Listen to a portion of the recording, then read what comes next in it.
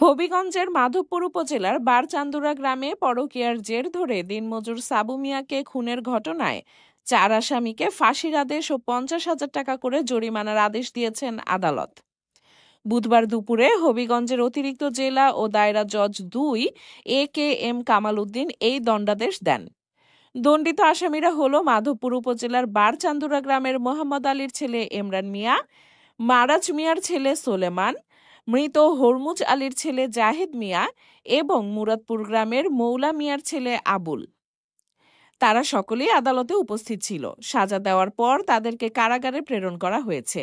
মামলার অপর আসামি মারাজ মিয়ার মৃত্যু হওয়ায় অব্যাহতি পেয়েছে। আদালতের পেশকার তপন সিংহ জানান, মাধবপুরের বারচান্দুরা গ্রামের লাল মিয়ার ছেলে দিনমজুর সাবু মিয়াকে 2009 সালের 13 এপ্রিল পরকীয়ার জের ধরে আসামিরা খুন করে গ্রামের একটি জঙ্গলে লাশ ফেলে রাখে। পরদিন তার স্বজনরা লাশ পাওয়া যায়। এ ব্যাপারে সাবু মিয়ার ভাই হাফিজ মিয়া 3 জনকে আসামি করে একটি এজাহার দায়ের করেন।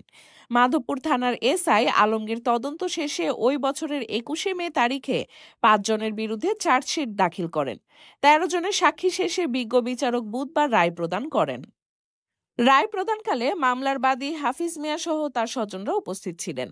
হাফিজ মিয়া বলেন, 16 বছর অতি কষ্টে মামলা পরিচালনা করেছেন। ভিকটিম সাবু মিয়া সহজ সরল ছিল। আদালতের রায় তিনি সন্তুষ্টি প্রকাশ করেন। অতিরিক্ত PP অ্যাডভোকেট শামসু মিয়া চৌধুরী বলেন, এই রায়ে রাষ্ট্রপক্ষ সন্তুষ্ট। এর মাধ্যমে সমাজে অপরাধীরা এ ধরনের অপরাধ করতে সাবধান হবে। তিনি দ্রুত রায় বাস্তবায়নের দাবি জানান। আসামি পক্ষের আইনজীবী অ্যাডভোকেট ফারুক হালদার উচ্চ আদালতে আপিল দায়ের করবেন বলে জানিয়েছেন।